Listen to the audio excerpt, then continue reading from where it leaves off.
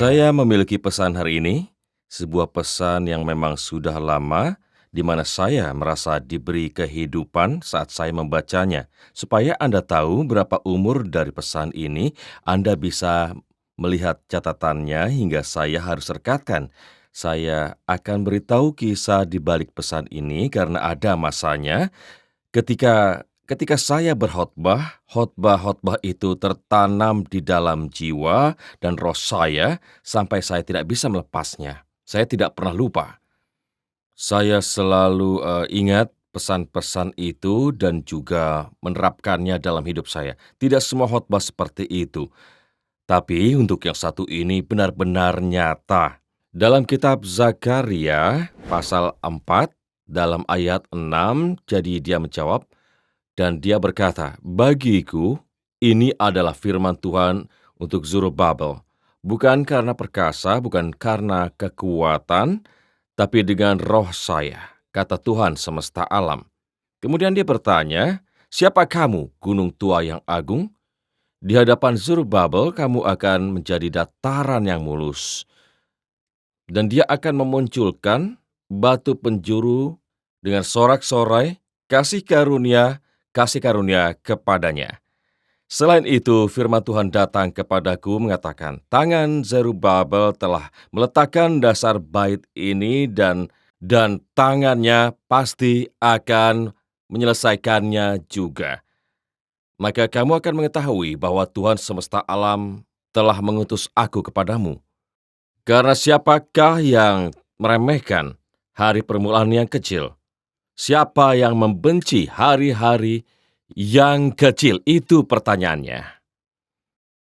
Karena ketujuh orang ini bersukacita melihat tali pengukur di tangan Zerubabel, mereka adalah mata Tuhan yang dapat kesana kemari di seluruh bumi. Saya suka ayat yang ada di ayat 7, bagian terakhir dari itu dikatakan, "Ambil batu penjuru dan letakkanlah dengan sorak-sorai kasih karunia." Saya ingin berbicara kepada Anda selama beberapa menit tentang kasih karunia.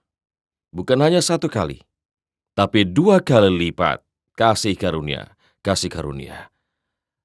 Teriakan kasih karunia pada masalah Anda.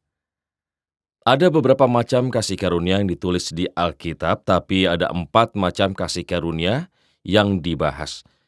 Kasih karunia yang menyelamatkan. Iman kita bukan tentang kita berusaha dan layak untuk mendapatkan keselamatan, tapi karena kasih karunia kita diselamatkan. Keselamatan bukanlah tentang melakukan, tapi tentang menyelesaikan. Yesus berkata, "Sudah selesai."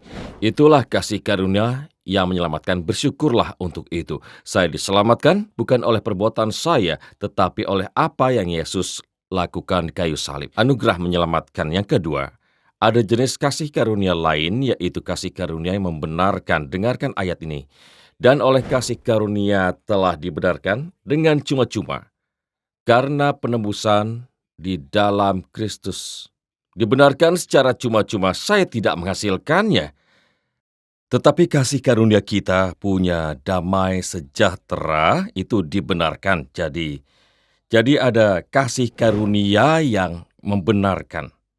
Kita tidak mengerti betapa besar kasih karunia Tuhan itu. Kasih karunia-Nya tidak hanya menyelamatkan kita, tapi juga membenarkan kita di hadapan Allah. Setan adalah si penuduh. Dan ketika si penuduh menyerang kita, kasih karunia Tuhanlah yang melindungi kita semua. Dan berkata, "Seakan-akan aku tidak berdosa, tetapi karena kasih karunia dan kebenaran dari Yesus yang melindungiku." Dengar, hal ini sangat penting karena saya mempersiapkan dan memperlengkapi Anda. Saya yakin hal ini relevan dengan krisis yang sedang kita alami dan posisi kita saat ini sebagai bangsa dan Anda sebagai individu dan dalam urusan Anda. Ini salah satu prinsip yang terpenting. Terus ikuti, pahami sekarang juga. Ketiga adalah kasih karunia yang mengajar. Ini kasih karunia yang banyak orang tidak mengetahuinya. Dikatakan kasih karunia Allah yang menyelamatkan semua manusia sudah nyata, yang mendidik kita supaya kita meninggalkan kefasikan dan keinginan-keinginan duniawi, dan supaya kita hidup bijaksana beribadah di dalam dunia sekarang ini. Bukankah menakjubkan bahwa kasih karunia dihubungkan dengan kekudusan? Kasih karunia itu terhubung dengan hidup bijaksana dan juga adil dan juga saleh di dunia sekarang ini. Kasih karunia itu terhubung, Alkitab berkata kasih karunia Tuhan mengajarkan kita untuk menolak semua nafsu jahat dan nafsu duniawi. Tapi Anda dengar bahwa kasih karunia adalah izin untuk melakukan kejahatan. Itu bukan kasih karunia. Agar Anda tahu bahwa kasih karunia Tuhan sedang bekerja dalam hidup Anda, Dia mengajarkan Anda untuk menolak hal-hal yang salah dan menolak hidup yang tidak kudus. Dikatakan kasih karunia Tuhan telah mengajarkan kita untuk hidup bijaksana dan juga adil dan juga kudus di dunia saat ini. Ketika kasih karunia Tuhan bekerja dalam hidup kita, bukan berarti itu izin untuk melakukan lebih banyak dosa dan Anda dilindungi, tapi kasih karunia Tuhan menarik Anda lebih jauh dari seluruh gaya hidup itu dan membuat Anda lebih seperti Yesus. Yang terakhir, bukan hanya ada kasih karunia yang menyelamatkan dan membenarkan dan yang mengajarkan, tapi ada sesuatu yang ditunjukkan di dalam kitab suci itu, yaitu kasih karunia yang memampukan. Kasih karunia yang Paulus bicarakan dalam kitab Korintus, dia berkata bahwa duri di dalam daging diberikan kepadanya. Itu seperti penderitaan, seperti masalah.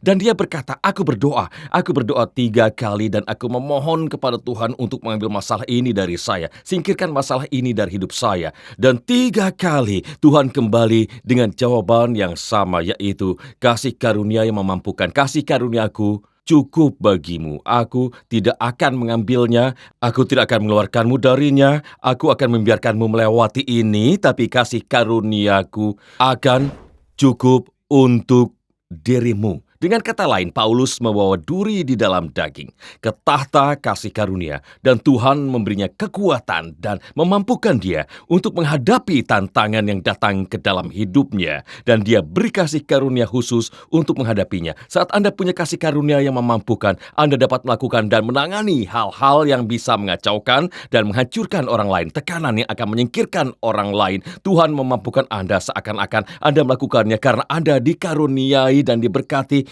untuk melakukannya. Itu kasih karunia yang memampukan. Dan di dalam Ibrani 4 ayat 16 dikatakan, marilah kita dengan penuh keberanian menghampiri tahta kasih karunia supaya kita menerima rahmat pada waktunya. Artinya saat Anda dalam masa krisis, ada kasih karunia yang memampukan Anda. Terkadang Tuhan tidak langsung melindungi kita dan mengeluarkan kita dari masalah dan kasih kehidupan yang indah. Terkadang kita harus melalui krisis yang benar-benar hebat. Dan melalui itu datanglah kasih karunia Tuhan. Kita pergi ke tahta kasih karunia di masa-masa sulit untuk mendapatkan pertolongan. Dan Dia memberi kita kasih karunia yang memampukan. Alkitab berkata di kitab Efesus, kekayaan kasih karunia-Nya, kemuliaan kasih karunia-Nya. Tulisan yang saya bacakan pada hari ini, Zerubabel telah dikirim kembali oleh Tuhan untuk membangun kembali, untuk memulai kembali, untuk melahirkan kembali, yaitu kota Yerusalem dan Bait Allah.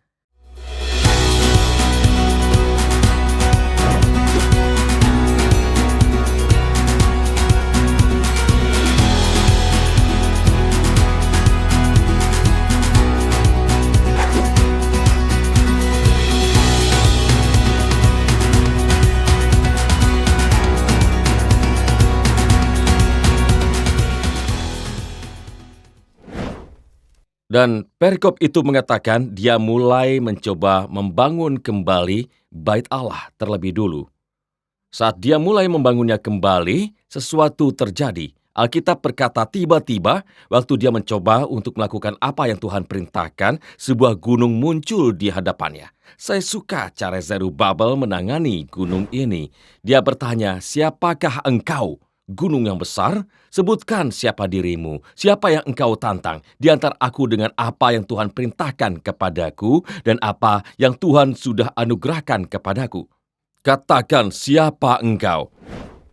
Saya yakin sekarang oleh roh Tuhan saya berkhotbah untuk beberapa orang yang sedang menghadapi gunung frustrasi di dalam hidup mereka. Gunung keuangan dan gunung bisnis dan juga gunung pengangguran. Zerubabel berkata, "Siapakah engkau, gunung yang besar? Engkau akan menjadi tanah yang rata."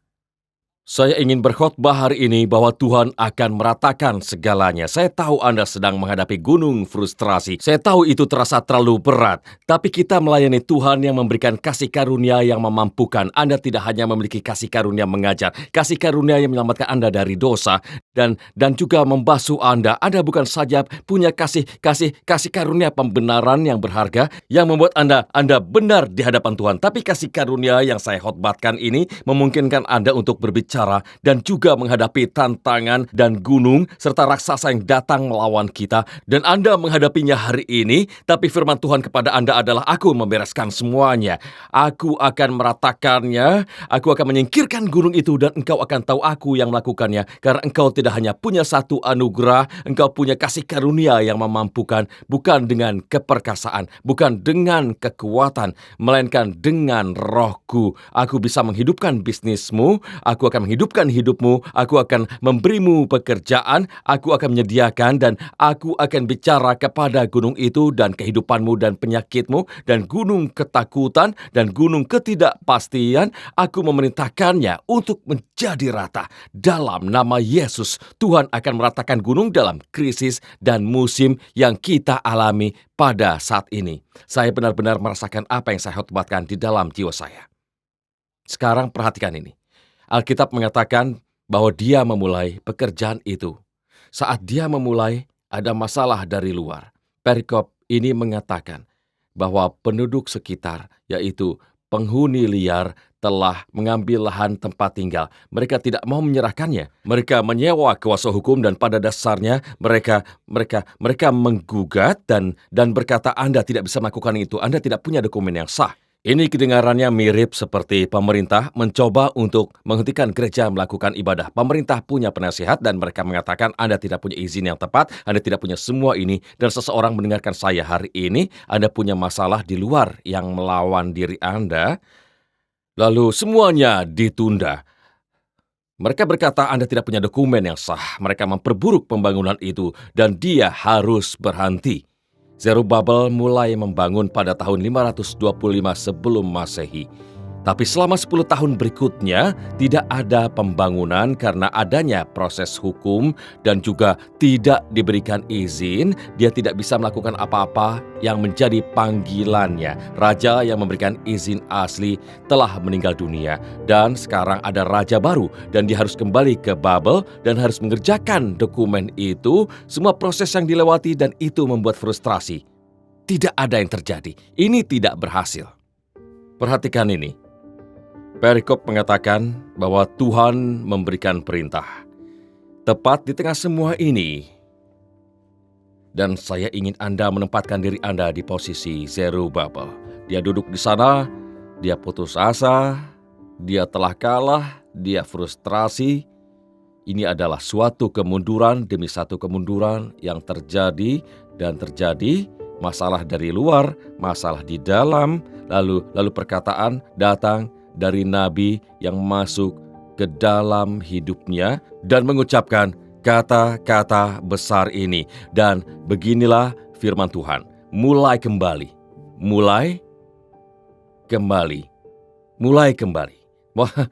Waktu saya membaca itu di catatan tua saya yang harus saya rekatkan kembali, Tuhan memberi saya pesan ini sekitar 15 atau 20 tahun yang lalu. Dia berkata, beginilah firman Tuhan, sudah waktunya untuk Amerika dan untuk diri Anda, untuk bisnis Anda dan keuangan Anda dan toko Anda atau apapun yang Anda lakukan, sudah waktunya untuk memulai kembali. Ketika Tuhan memberi Anda kata-kata, Dia selalu memberi anugerah yang memampukan untuk melakukan sesuatu. Haleluya. Saya tahu waktu Dia panggil saya untuk berkhotbah, Dia memberi saya kata-kata, kamu dipanggil untuk berkhotbah, tapi Dia tidak menyerahkan kepada saya untuk mewujudkan. Dia memberi saya kasih karunia yang memampukan untuk mengambil mikrofon, melakukan apa yang saya lakukan sekarang.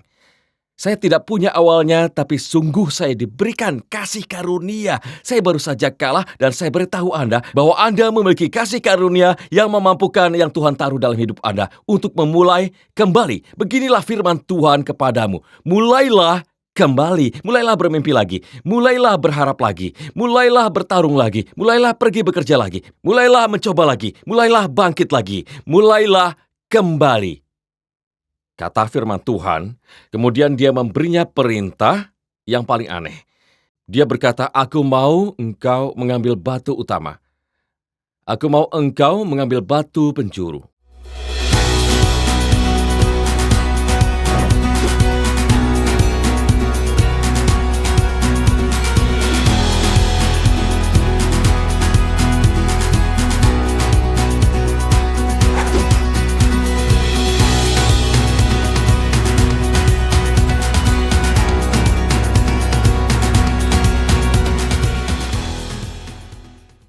Anda harus pahami ini dalam budaya Yahudi di zaman Alkitab kuno ini, itu adalah batu terakhir. Ini seperti dedikasi, seperti bangunan. Waktu Anda memotong pita dan Anda harus ambil batu terakhir itu, batu utamanya, lalu Anda letakkan setelah proyek pembangunan selesai. Tapi Tuhan berkata, aku tidak mau kau melakukannya begitu. Aku mau kau ambil batu itu, dan aku mau kamu, saat saya memulai sesuatu, begitu kamu melihat keindahannya, kalau aku memulai sesuatu, tidak harus terlihat seperti selesai. Jika aku memulainya, aku akan menyelesaikannya. Jika aku pernah memulai sesuatu, jangan khawatir aku yang menyelesaikannya. Dia yang memulai pekerjaan yang baik di dalam Anda akan setia untuk menyelesaikannya. Pertanyaannya adalah, bisakah Tuhan menemukan seseorang yang bertahan cukup lama sampai Tuhan menyelesaikannya? Dapatkah dia menemukan seseorang yang bersedia, tidak berhenti dan tidak menyerah dan berkata, ambil batu itu, batu yang seharusnya bertahan setelah semuanya dibangun kembali. Dia berkata, ambillah dan aku mau kau meneriaki batu itu. Dia berkata, aku mau kamu meneriakkan dua kata, kasih karunia, kasih karunia. Kasih karunia, kasih karunia. Saat Anda melakukannya, kekuatanku akan datang ke batu itu, dan aku akan mulai membangun kembali bait Allah dari satu batu yang Anda teriakan, kasih karunia. Saya beritahukan Anda, saat Tuhan menaruh pesan ini di dalam roh dan hati saya bertahun-tahun yang lalu, itu adalah prinsip yang memulai sesuatu di dalam hidup saya. Dan saya melihat Anda dan saya. Dalam hal ini, kita semua berdiri di tengah-tengah yang belum selesai. Kita telah berdiri di tengah-tengah situasi yang tidak selesai. Dan Anda sedang frustrasi, dan Anda tahu Tuhan menjanjikan sesuatu, tapi itu tidak terjadi ya Tuhan. Tapi apa yang Anda lakukan? Anda mulai berteriak, kasih karunia. Anda buka mulut Anda. Kata-kata Anda sangat penting di musim ini. Kata-kata Anda berkuasa menurut Amsal 18 tentang hidup dan mati. Jangan bicara ketakutan, jangan bicara tentang depresi. Jangan ucapkan kekalahan, jangan ucapkan kehilangan rumah. Jangan ucapkan itu, jangan ucapkan krisis keuangan. Kata-kata Anda berkuasa. Ucapkan kasih karunia. Angkat buku tabungan Anda dan katakan kasih karunia. Anugerah yang memampukan untuk menghasilkan uang, kasih karunia. Pegang bisnis Anda. Letakkan tangan pada bisnis Anda dan katakan kasih karunia. Saat Anda berhenti di parkiran, kasih karunia untuk pekerjaan Anda. Saat Anda mengisi aplikasi untuk mencari pekerjaan, kasih karunia. Karena ada kuasa di balik itu. Waktu kami pertama kali membangun gedung ibadah di sini, di Gainesville ini, lahan yang kami miliki saat itu sebesar 7 hektar dan itu adalah gunung yang tinggi dan kami pada saat itu harus memotong, saya tidak tahu berapa meter, mungkin sekitar 12 meter dan kami harus memotong dan meratakan gunung itu. Dan setiap saya lewat, saya berkata, kasih karunia. Kasih karunia. Saya sering melakukannya sampai bayi kecil saya pada saat itu, mereka sudah dewasa sekarang, tapi anak-anak kecil saya, Courtney, Chris, dan Caroline, yang duduk di kursi bayi, dan mereka mendengar apa yang saya katakan. Saya tidak pernah melewati jalan itu tanpa mengulurkan tangan saya ke arah gunung dan berkata, kasih karunia, kasih karunia. Kasih karunia, kami sedang membangun gereja. Iblis pembohong, kita akan punya uang. Tuhan yang sediakan. Dan tidak lama setelah itu, anak-anak saya masih balita, masih kecil, tetapi mereka menarik botol mereka, duduk di kursi bayi, mengeluarkan botol itu dari mulut mereka, dan tangan kecil mereka memegang kaca. kasih karunia. Dan ketika satu anak mulai berbicara, anak yang lain ikut, semuanya ikut berbicara di kursi belakang. Kasih karunia, kasih karunia. Haleluya. Anda berkata, itu konyol, tapi itu berhasil. Kami membangun gereja dan melunasinya, lalu ketika kami mendapat 64 hektar, saya mulai melakukan hal yang sama. Saya tidak pernah berkendara melewati lahan ini tanpa berkata, kasih karunia, kasih karunia, kasih karunia. Saya tidak tahu tantangan seperti apa yang Anda hadapi, tapi bukan terserah Anda untuk memenangkan pertempuran, bukan dengan keperkasaan, bukan dengan kekuatan, melainkan dengan Rohku, kata Tuhan semesta alam. Ketika Dia meletakkan batu itu dan berteriak, saya hampir bisa mendengarnya dalam pikiran saya. Saya tidak mengerti, saya tidak paham, ini sangat aneh. Saya tidak mau. Tuhan, orang-orang memperhatikan saya, tapi Dia ambil batu itu, Dia katakan kasih karunia, dan Tuhan berkata, aku tidak bilang berbisik, aku bilang berteriak. Dan Dia berkata, kasih karunia. Aku tidak bilang teriak satu kali, aku bilang kasih karunia 2 kali. Kasih karunia, kasih karunia. Jadi orang-orang memperhatikannya dan Dia berbicara dengan batu, kasih karunia. Apakah ada yang mendengar saya? Ada bicara dengan batu di tengah badai. Ada bicara dengan batu yang akan menopang rumah dan keluarga Anda. Namanya adalah Yesus. Dan Dia berkata, kasih karunia. Waktu Dia melakukannya, Alkitab berkata, 7 roh Tuhan dilepaskan pada proyek pembangunan itu. Oh, haleluya. Saya tidak tahu kepada siapa saya berkhotbah hari ini, tapi itu bukan dengan keperkasaan, bukan dengan kekuatan, melainkan dengan Rohku, kata Tuhan. Anda tidak bisa melepaskan anak itu dari narkoba, Anda tidak bisa membuat putri Anda menjadi patuh, Anda tidak bisa mengendalikan situasi, Anda tidak bisa mendapatkan pekerjaan, Anda tidak bisa mengembalikan bisnis Anda, tetapi kasih karunia dapat melakukannya. Kasih karunia yang memampukan akan datang atas umat Tuhan. Kasih karunia yang memampukan akan datang di gereja Tuhan. Kasih karunia yang memampukan akan datang pada keluarga Anda, dan pada bisnis Anda, dan pada sumber daya Anda. Saya berdiri di sini, berkhotbah kepada 3.000 lebih kursi kosong. Anda tahu apa yang akan saya khotbahkan? Kasih karunia. Tuhan akan mengisi setiap orang lagi. Saatnya untuk memulai kembali. Haleluya. Jadi pikirkan gunung di pikiran Anda dan teriakan kasih karunia padanya di kamar Anda. Semua angkat suaramu. Kasih karunia. Ucapkan kata-kata itu. Kasih karunia. Katakan lagi. Kasih karunia. Karena apa yang Tuhan mulai, Dia selesaikan. Dan Dia punya kasih karunia yang memampukan untuk Anda. Sekarang juga. Anda berkata, tapi Pak, Anda tidak paham. Saya terhilang. Saya kecanduan. Saya kecanduan alkohol dan semakin parah selama pandemi ini. Obat resep dan saya sangat cemas dan panik dan khawatir. Saya tidak merendahkan Anda. Saya paham. Semakin tua saya, semakin saya mengerti bahwa orang didominasi oleh rasa takut jika mereka membiarkan gunung bicara lebih banyak daripada mereka bicara ke gunung. Ini pesan kasih karunia hari ini. Kasih karunia untuk kecanduan Anda. Kasih karunia untuk keluargamu.